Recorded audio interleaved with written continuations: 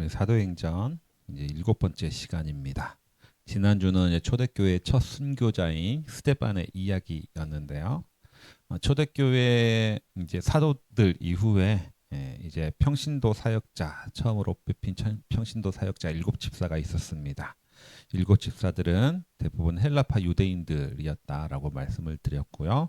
그 중에 이제 대표적인 인물 2명이 소개되고 있는데 스데반과 빌립입니다. 그 중에 스데반은 지난주 이제 7장의 주인공이 스데반이었고요. 이제 오늘 사도행전 8장의 주인공은 빌립이 되겠습니다. 이제 스데반 죽음 이후에 헬라파 유대인들을 대상으로 헬라파 크리스찬 유대인들을 대상으로 한 대대적인 박해가 시작되었습니다. 이 박해의 가장 대표적인 인물, 가장 열심히 박해를 했던 인물이 사울이었죠. 이 박해로 인해서 헬라파 유대인들이 뿔뿔이 흩어져서 이제 고향으로 돌아가는데, 그런데 그냥 도망가는 것이 아니라 가는 길에 예수 그리스도의 복음을 전하면서 각자 고향으로 돌아가게 되는 거죠. 그래서 결과적으로는 예루살렘에만 머물러 있던 예수 그리스도의 복음이 이제 전국으로 그리고 전 세계로 퍼지게 되는 계기가 되었다라는 이야기를 함께 나눴습니다. 그 일례로 그 대표적인 인물로 보여주는 사람이 이제 8장에 나오는 빌립이 되겠습니다. 이제 사도행전 8장은 빌립이 복음을 전했던 그 2개의 에피소드가 기록되어 있거든요. 첫 번째는 빌립이 사마리아에서 복음을 전하게 되고요. 그리고 두 번째는 그 다음에 사마리아를 떠나서 광야에서 에디오피아 내시를 만나서 이제 이방인에게 또 복음을 전하고 세례를 베풀게 됩니다. 오늘 말씀은 그 중에 첫 번째 사마리아에서 복음을 전하는 사건을 주로 살펴보려고 합니다. 사람들이 박해를 받아서 흩어지면서 이제 고향으로 가면서 복음을 전할 때 빌립은 가장 먼저 어디로 갔냐면 이제 사마리아로 갔습니다. 유대인과 사마리아는 우리가 알다시피 서로 상종도 안 하는 사이입니다. 예수님은 사마리아에 가서 그 수가라는 곳에서 사마리아 여인에게 물을 좀 달라라고 말을 하니까 그 여인이 뭐라고 대답했습니까? 당신은 유대인인데 왜 나한테 부탁합니까? 왜 나한테 말을 겁니까? 라고 반문할 정도로 유대인이 사마리아인에게 말을 걸고 대화를 한다는 것은 그 당시 자체가 이례적인 사건이었던 거죠. 아마 예수님이 수가에서 이렇게 했던 것 때문에 예수님에 대한 가짜 소문이 일기도 했는데, 예수님이 사마리아인이다라는 가짜 소문까지 퍼질 정도로 유대인들은 사마리아인을 혐오했던 겁니다. 그래서 유대인들은 갈릴리에서 유대로 오거나 유대에서 갈릴리를 내려갈 때 가운데 사마리아를 통과하면 훨씬 더 빠른 길로 갈 수 있었음에도 불구하고 삥 둘러서 일부러 먼 길을 돌아갈 정도로 사마리아를 멀리 했습니다. 그런데 빌립은 가장 먼저 이 사마리아에 가서 복음을 전하기 시작했다라는 거죠. 초대 기독교 공동체를 통해서 우리는 유대인과 사마리아인이 한 믿음을 가지고 하나의 공동체가 되는 모습을 우리는 볼 수 있게 됩니다. 우리가 성경에서 하나님 나라의 많은 표징들을 얘기하는데 그 중에 가장 대표적인 표징이 뭐냐면 도저히 하나가 될 수 없는 이들이 하나가 되는 것, 도저히 함께할 수 없는 이들이 하나의 공동체를 이루는 것이 바로 하나님 나라의 큰 표징입니다. 그래서 이사야 61장에 보면 사자와 어린 양이 함께 뛰노들고 표범과 어린 연소가 함께 풀밭에 눕고 송아지와 사자와 함께 눕는 곳이 바로 하나님의 나라다라고 얘기합니다. 사자와 어린 양, 표범과 염소, 송아지와 사자, 도저히 이 둘은 함께 있을 수가 없는 이들인데 이들이 하나의 공동체가 이루는 것이 바로 하나님의 나라라는 거죠. 복음이라는 것이 바로 이것을 가능하게 해준다라는 겁니다. 유대인과 사마리아인은 도저히 함께 할 수 없는 사람들이었는데, 상종도 안 하던 사람들이었는데, 유대인이 사마리아에 가서 복음을 전한다는 것은 있을 수 없는 일이었는데, 예수 그리스도의 복음으로 인해서 빌립은 이제 사마리아에 가서 복음을 전하기 시작했습니다. 그리고 유대인과 사마리아인이 함께 초대교회 공동체로 들어오게 되는 거죠. 빌립이 사마리아에 가서 전도를 하기 시작합니다. 특히 이곳에서 전도를 하자 놀라운 역사들이 일어나는데 귀신 들린 사람이 온전케 되고 환자들과 장애인들이 고침을 받는 일들이 일어납니다. 그런데 빌립이 이곳에서 복음을 전하기 전에 이 사마리아를 꽉 잡고 있던 사람이 있었는데 시몬이라는 사람입니다. 마술사 시몬이죠. 빌립이 오기 전에 모든 사람들은 이 마술사 시몬을 따랐습니다. 그 이유를 누가는 뭐라고 기록하냐면 이 시몬이 마술을 부려서 사람을 놀라게 한다라고 이야기를 했습니다. 여기서 빌립이 행하는 표징, 빌립이 사마리아에 가서 행했던 표징과 마술사 시몬이 했던 표징은 아니면 마술이 시몬이 했던 마술과의 차이가 드러납니다. 빌립의 표징은 사람들의 필요를 채우는 것이 목적이었습니다. 하지만 시몬의 마술은 그 사람들을 놀라게 하는 것이 목적이었던 거죠. 빌립의 표징은 나보다는 다른 사람에게 관심을 갖는 것이었습니다. 하지만 시몬의 마술은 남을 자신에게 주목하게 만들기 위한 것이었던 거죠. 그래서 누가는 시몬을 뭐라고 합니까? 스스로 큰 인물이지 하는 사람이다 라고 얘기합니다. 그러나 빌립은 이 표징을 통해서 자기 자신을 전하는 것이 아니라 자기 자신을 드러내는 것이 아니라 하나님의 나라를 전하고 예수 그리스도를 전하게 되는 것. 이게 성령의 기적, 성령의 역사와 마술의 차이점이 되는 것이죠. 우리가 사는 이 시대는 사실 시몬과 같은 사람이 주목받고 마술을 하는 것이 각광받는 시대입니다. 이 시대의 능력은 어떻게 하면 남들이 나를 주목하게 만들까? 이게 이 시대의 능력이 됩니다. 지금은 셀프 브랜딩의 시대이고 또는 퍼스널 브랜딩이라고 하는 시대입니다. 과거에는 브랜딩이라는 것은 하나의 기업이 자신의 기업의 가치를 올리기 위해 했던 것이 브랜딩인데 이제는 개개인이 각자 자신의 브랜딩을 하는 시대가 되었습니다. 지금은 방송사 프로그램보다 1인 미디어 유튜브 채널이 더 큰 영향력을 발휘하기도 하는 시대이고요. 백화점에 입점한 매장보다는 인플루언서 한 명이 더 많은 판매 실적을 보이는 시대입니다. 셀프 브랜딩의 시대인 거죠. 이제는 유튜버나 인플루언서가 아예 자기 이름을 걸고 새로운 제품을 출시하기도 합니다. 세상에서만 그런 게 아닙니다. 교회도 마찬가지죠. 2번이나 교회를 개척해서 자립을 하고 성공했던 한 목사님이 교회 개척 세미나에서 이야기했습니다. 개척교회의 성공 비결이 뭡니까? 바로 유명세다라고 얘기를 했습니다. 목사가 유명하면 어디에다 개척을 해도 어떻게 하도 무조건 된다라는 겁니다. 목사가 유명해지는 것이 개척교회의 성공 비결이라고 합니다. 최근에 우리 시대 상황에서 주목받고 있는 보수 유튜버들도 제가 보기에는 자기 신념 때문이라기보다는 유명세를 위해서 활동하는 것이 아닌가라는 생각이 듭니다.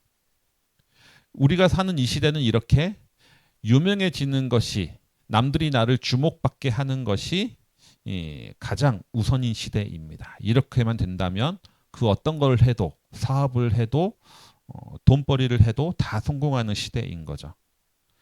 이러한 개인 브랜딩의 시대에서 어떻게 복음을 전할 것인가? 성경은 빌립과 같이 하라고 우리에게 보여주는 겁니다. 나에게 주목하는 것이 아니라 이웃의 아픔에 주목하라고 이야기하는 거죠. 나를 드러내는 것이 아니라 하나님의 나라와 그리스도의 복음을 드러내라는 겁니다. 사마리아에서 이러한 빌립의 복음을 통해서 사람들은 마술사 시몬에게 주목하고 있던 사람들이 빌립 앞에 와서 세례를 받고 그리스도인이 됩니다. 그리고 결과적으로 마술사 시몬도 세례를 받습니다.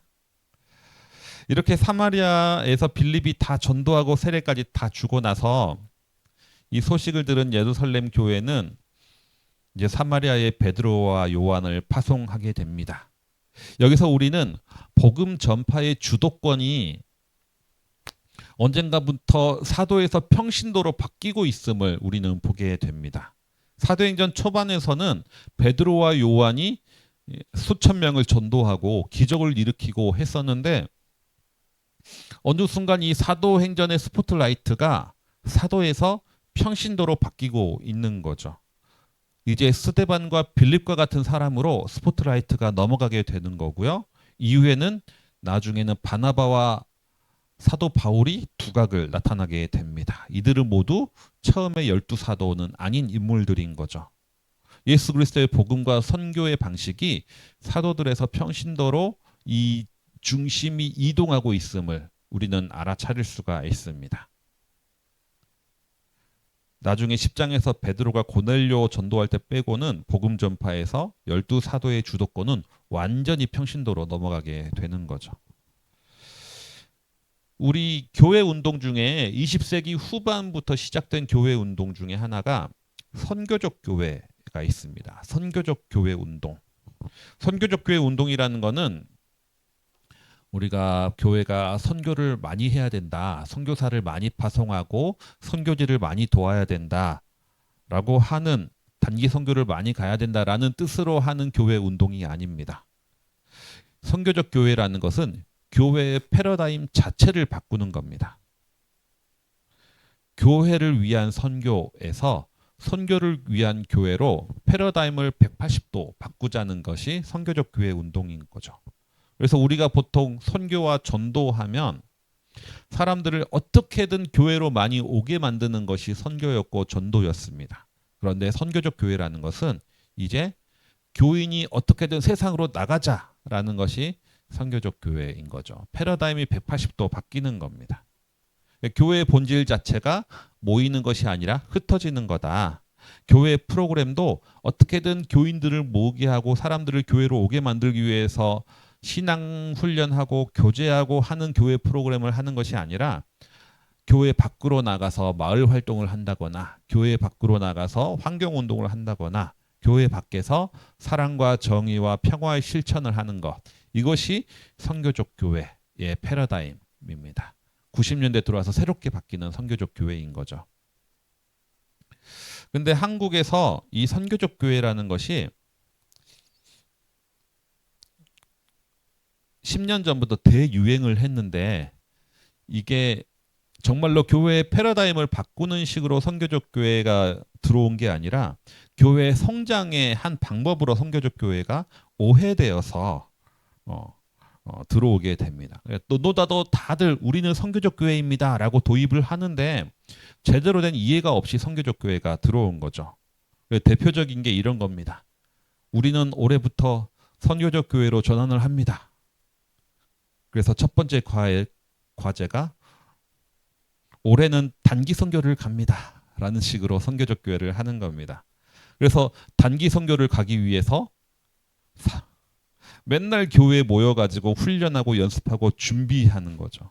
그래서 일주일 단기 선교를 하는데 3달을 교회로 머물게 만드는 겁니다. 이게 선교적 교회와 아주 정반대의 패러다임을 보여주는 거죠. 교회가 밖으로 나가야 되는데 단기 선교 훈련으로 해서 사람들을 계속 교회로 모으게 만드는 그런 일들이 한국 교회에서 벌어졌습니다. 선교적 교회는 이런 게 아닌 거죠. 총동원 전도주의를 해서 사람 몇 명 전도하는지를 세는 게 선교적 교회가 아닙니다. 선교적 교회란 어떻게 사람들을 교회로 오게 할 것인가를 고민하는 것이 아니라 교회가 어떻게 이웃과 마을 안으로 들어갈 것인가를 고민하는 것이 이 새로운 선교적 교회라고 할 수가 있는 거죠. 이를 위해서 가장 필수적인 게 뭐냐면 선교적 교회를 이루기 위해서 가장 필수적인 것이 뭐냐? 교회의 모든 사역이 목회자 중심 사역에서 평신도 중심으로 바뀌어야 된다는 겁니다.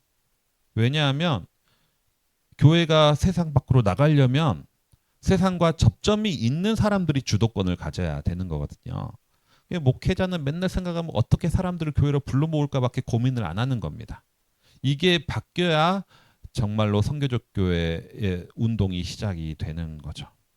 우리는 스데반과 빌립을 보면서 이 선교의 주도권이 사도들에게서 평신도로 완전히 넘어갔음을 보게 됩니다. 어떻게 이렇게 되었느냐? 이렇게 된 이유가 뭐냐? 사도들은 예루살렘에만 머물러 있었기 때문에 그런 거죠. 사도들은 예루살렘 밖에 잘 몰랐다는 겁니다. 하지만 스데반과 빌립과 같은 헬라파 그리스도 유대인들은 달랐습니다. 헬라파 유대인들은 사마리아와 거리낌 없이 대화하고 이방인들과 거리낌 없이 식사하고 함께 접촉하는 것이 거리낌이 없었던 거죠. 선교의 주도권이 사도들에서 평신도로 넘어가면서 이 복음의 지평이 갑자기 확 넓어지는 것을 우리는 보게 됩니다.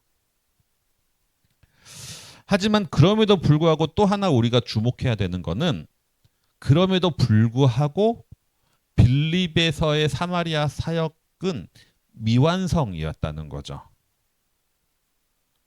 결국은 베드로와 요한이